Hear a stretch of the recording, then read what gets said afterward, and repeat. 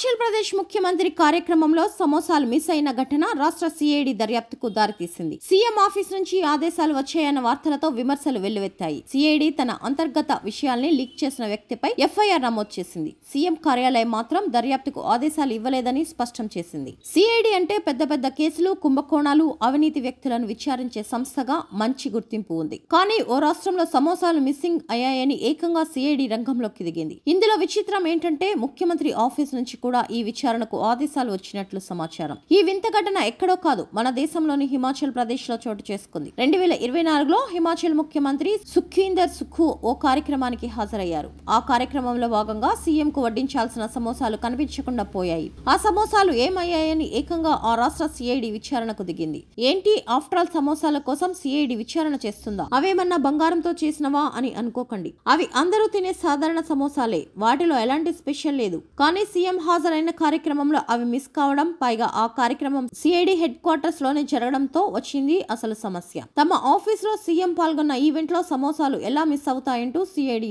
అధికారులు గరమయ్యారు.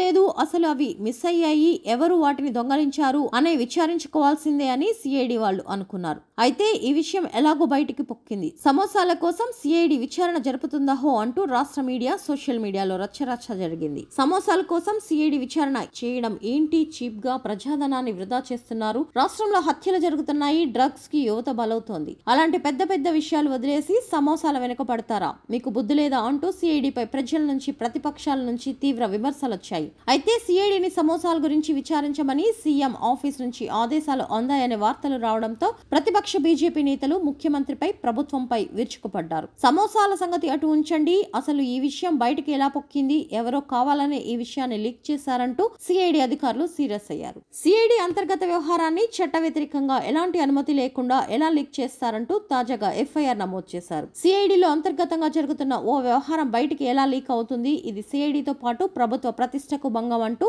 SP CID Rajesh Kumar ఫిర్యాదు చేయడంతో ఎఫ్ఐఆర్ నమోదు అయింది. అయితే తాము సమోసాల మిస్సింగ్ పై రాతపూర్వకంగా ఎలాంటి కేసు నమోదు చేయలేదని, ఇది కేవలం సిఐడి అంతర్గత వ్యవహారం అని సిఐడి అధికారులు తెలిపారు. అలాగే ముఖ్యమంత్రి కార్యాలయం నుంచి కూడా దీనిపై ఒక ప్రకటన వచ్చింది. సమోసాల మిస్సింగ్ పై విచారణ జరపమని సీఎం ఆఫీస్ నుంచి ఎవరికి ఎలాంటి ఆదేశాలు ఇవ్వలేదని, అది కేవలం సిఐడి ఇంటర్నల్ మ్యాటర్ అంటూ ఓ ప్రకటనలో పేర్కొన్నారు.